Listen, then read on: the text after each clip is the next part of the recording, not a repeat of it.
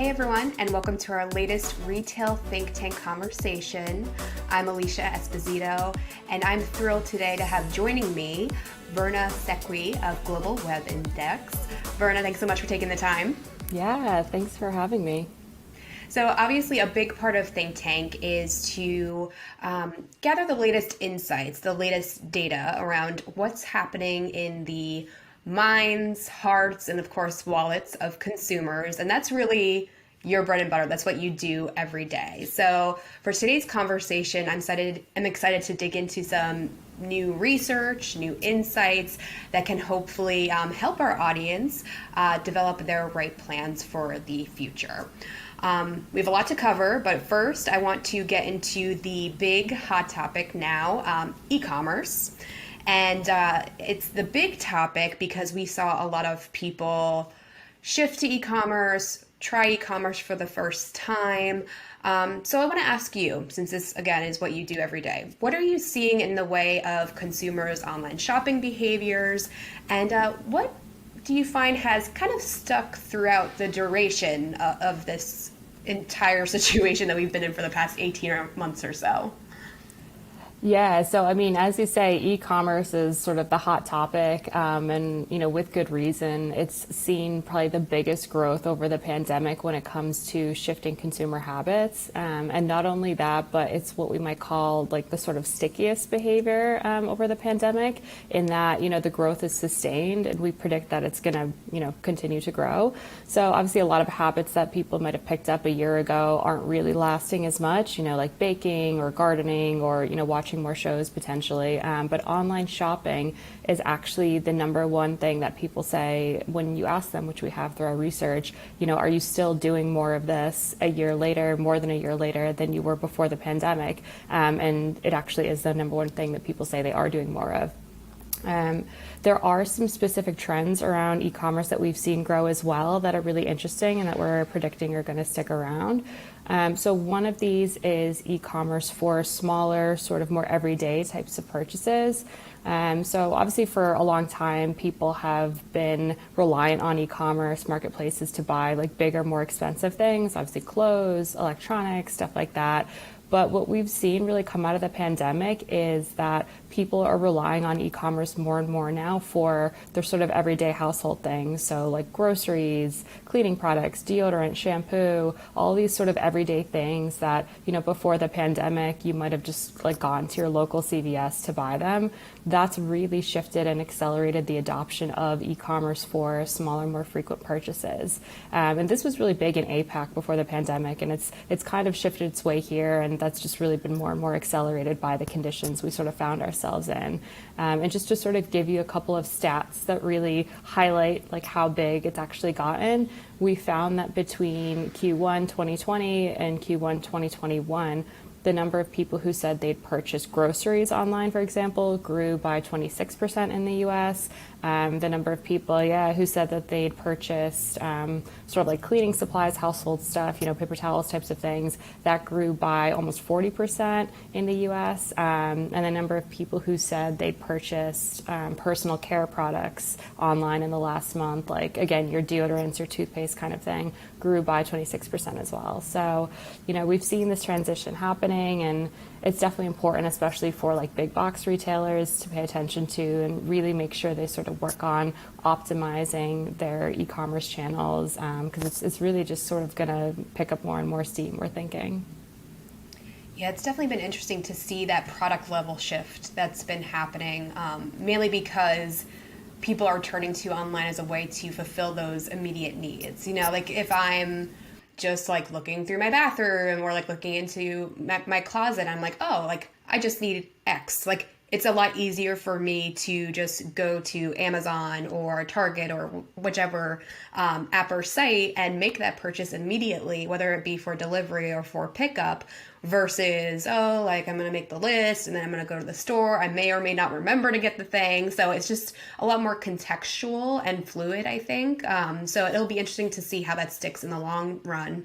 But to that point around context, another big trend that has emerged and accelerated is social commerce. And I think a lot of it was indicative of like just the situations that we were in. We couldn't meet in person, we couldn't go to stores together. So a lot of people were turning to social media to get inspiration, and we saw capabilities, really emerge and flourish as a result of that. Or it's kind of like a chicken or the egg thing, I think. But I would love to get into what you're seeing in the way of social commerce, because there is the advertising side, there's the organic engagement side, and then there's, capabilities like live streaming. So it's pretty meaty. So what are some of the key takeaways on your side? Yeah, definitely. I mean, social commerce was growing before the pandemic, but as you mentioned, and similarly with like sort of some of the other commerce trends with e-commerce, it's really just become much more viable for people now because, we were sort of forced into seeking online channels rather than in-store channels for a lot of reasons. And you can definitely see this growth reflected in our data. So just some sort of context to see the direction that it's moving in. We've seen that in the US, the number of people who say, they're discovering brands from ads on social media, that grew in the past year by about 35%. The number of people who were using social media posts specifically, similarly, grew by about 34%. And even sponsored content has become more and more effective as a way for people to discover brands on social media. That grew by about 29%. So, I mean, with figures like that, it's sort of like, you cannot ignore how important social commerce is now as part of the brand discovery and research process, and how big it's potentially going to get as, more of an extension of e-commerce. Some of the specific trends we're seeing with social commerce as well are really cool, and a lot of them are very video based. So you mentioned briefly live streaming. Live stream shopping is one of the big trends that we're seeing this year pick up steam, as well as using video sort of more generally for brand research as part of the whole purchase process. And definitely for a few years, video has been up and coming, but right now it's really where it's at when it comes to social media generally, and this definitely extends to the purchase journey. So, another couple of stats that sort of give you a sense of how big this is getting. In the US, we've seen that the number of people who say they've started to use video sites for researching things online, it's grown by about 20% in the last year. Additionally, watching videos or using video features on pretty much every social platform that has video features, Facebook, Instagram, sort of the whole spectrum, that's all been growing, those platform-specific features that include video. So for retailers, I think video should definitely become sort of part of the mix, and, how people market, how they advertise online, and, how they even get sort of their online and in-person worlds to blend and to sync up really well. Video is a great way to potentially bridge that gap between what's real and what's digital. Similarly, another trend that we're seeing, also related to video that I sort of touched on earlier a little bit, is the live stream shopping.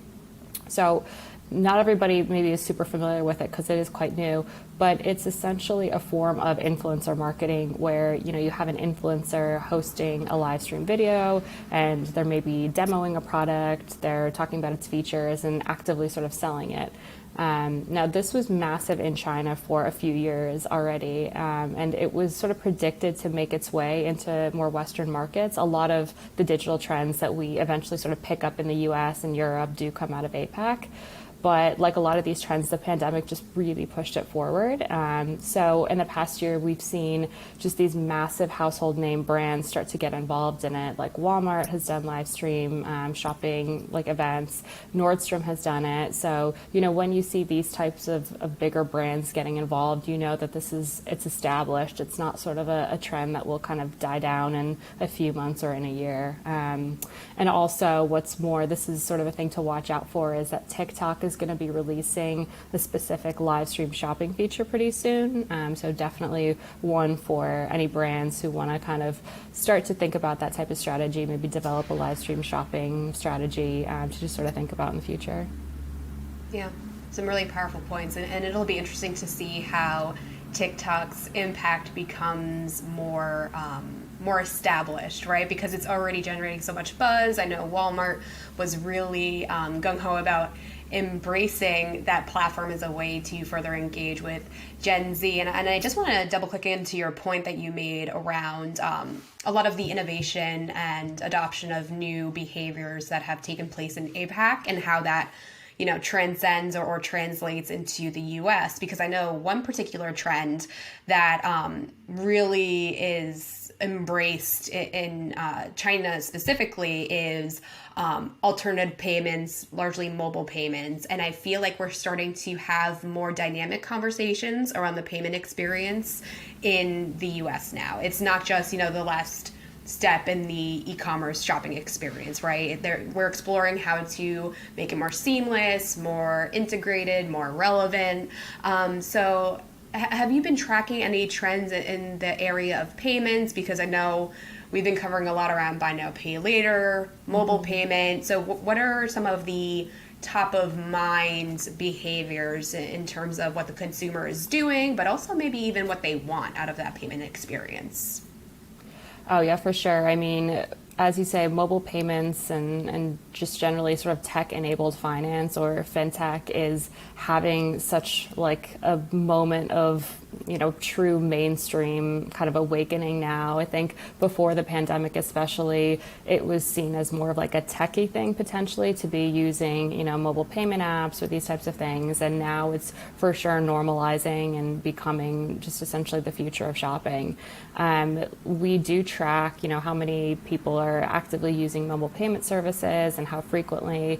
And we've seen that, in the last year in the US, it's grown by about 20%, the number of people who say that they, actively use a payment app at least on a weekly basis. So that's pretty significant, especially because, payment apps tend to be more useful in an in-store shopping environment. So that is, again, it just sort of speaks to how powerful the movement upward is going. Additionally, we've seen people using more money transfer services, and as you mentioned, sort of buy now, pay later services, all of this kind of ecosystem of fintech that's really interesting and that facilitates a lot of transactions to be really seamless and, less kind of fee heavy for both users and merchants in a lot of cases. So we've seen small businesses embracing, Venmo payments, Cash App, Zelle, all that kind of stuff. So really fintech has had a big year. It's enabled people to do business in a way that's actually, much safer in some cases because of the lack of contact that they have to, physically have, which is a big thing to helping businesses, reopen safely, to stay open safely. And it's something ultimately that a lot of consumers want to see more of because of that. We did do some research fairly recently into sort of comfort levels with shopping in store and if there's anything that might, make people feel, better about that. And we've seen that mobile payment or contactless payment services rather are a big part of what people want to see. We've seen that about 1 out of 4 consumers who participated in a recent study we did say that they want to see more stores using contactless payment terminals. And if people say that they're sort of a little bit on edge still about shopping in store, that's even higher. That's like 1 out of 3 people want to see contactless be sort of the norm. So yeah, I mean, we've definitely seen retailers go in this direction, but I think, as conditions sort of normalize and we find a way to sort of live with potentially, long-term safety restrictions and go about normal life, fintech and all that sort of thing that it enables will be really important. Yeah, some great points. And it's interesting, Virna, because throughout our conversation, I know a lot of my questions have been directed towards e-commerce and digital experiences, but in some way or another, the store always manages to come up, which I think really speaks to the importance of an omnichannel approach, the role of the store, even though that role is undoubtedly evolving, what that ultimate experience will look like may vary from company to company. But let's talk omnichannel strategy as a whole, because we have seen certain behaviors mature, such as buy online, pick up in store, buy online, pick up at the curb.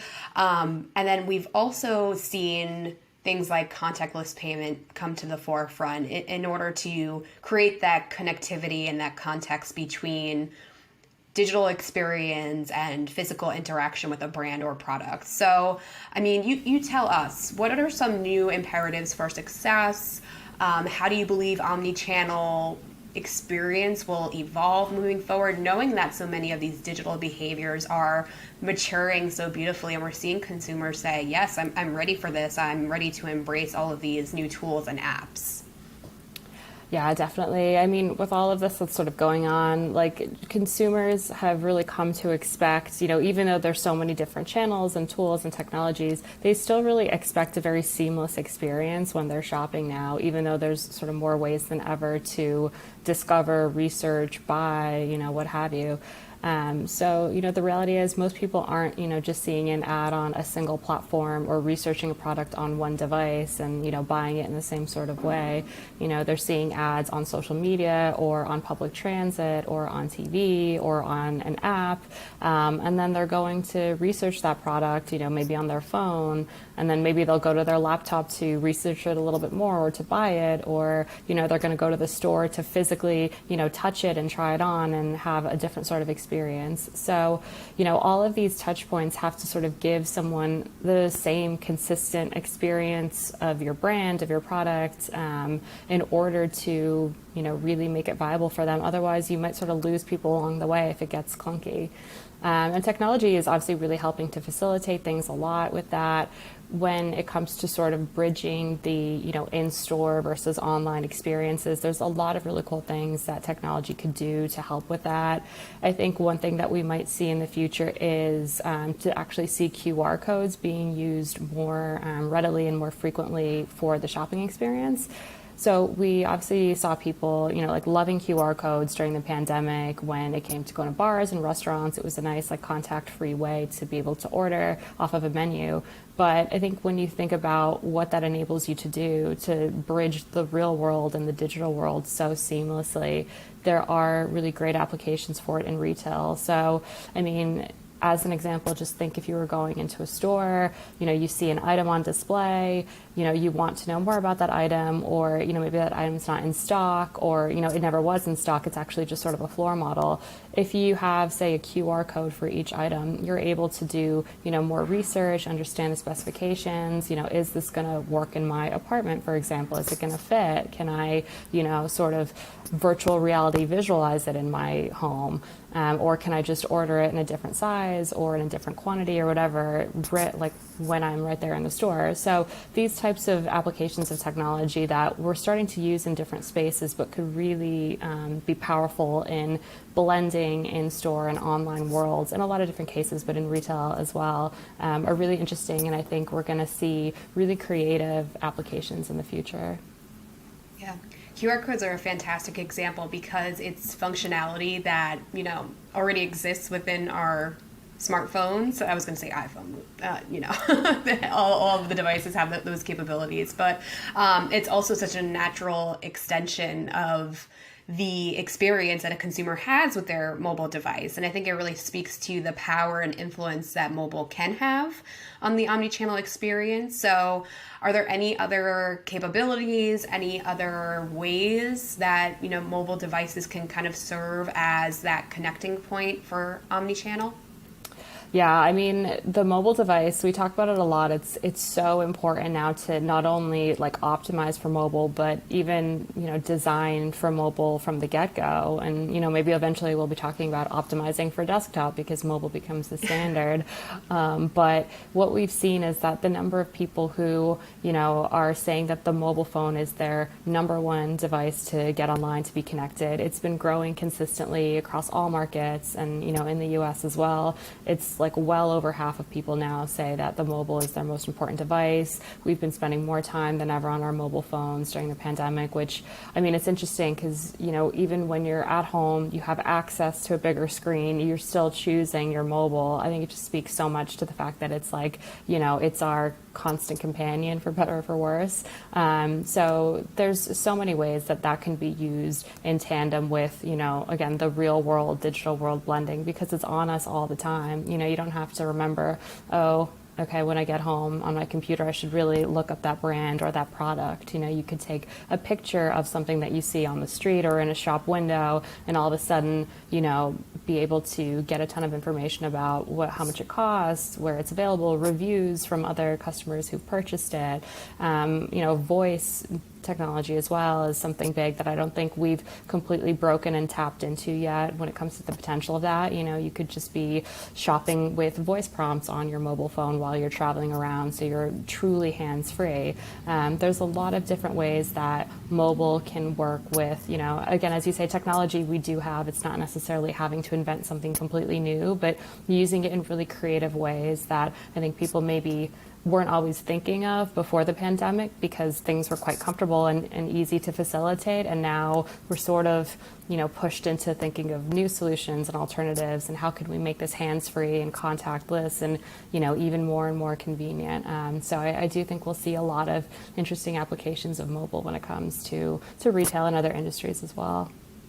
Yeah, a lot of really great points. And if you think about it, it makes total sense, because social networks like Instagram, like TikTok, they are mobile first, right? So as those capabilities in social commerce continue to evolve, and you want to create that continuity between, your social presence and your e-commerce site, and, when you go into the store, having that mobile first frame of mind is really key. And I think it helps too that, companies like Google are developing core web vitals, right? And, they're assessing sites and ranking them based on that, core experience that consumers have with the loading of content, the rendering of content, that mobile experience. So we're seeing more and more mobile really come to the forefront. So really helpful context, and definitely something that we're going to be watching as well. But Virna, we covered a lot of ground today, and I know Global Web Index has so much more content, so much more data for our audience to get into. So where can folks go to get more information? Yeah, definitely. So, we do have a lot of content. We publish free research, free reports all the time. We have a lot of free research available on our platform as well that people can analyze. So if you'd like any of this sort of insight or more, definitely check us out online at GWI.com. And yeah, it was great to talk about these insights with you. Yeah, absolutely. So many exciting things happening, and I think understanding those consumer behaviors, what they're actually doing, right, versus what they're saying, that really makes a big impact. So thank you again so much for taking the time out to chat with me, and thanks to all of you for joining us for this fantastic conversation. We have so many more great insights and content around QR codes, mobile experience, Omnichannel, live streaming, a lot of the topics that we discussed today on the Retail Think Tank Hub. So please go there, subscribe, dig into all of those great resources from some of the best and brightest minds in the industry today. Thanks everyone, and we'll see you next time.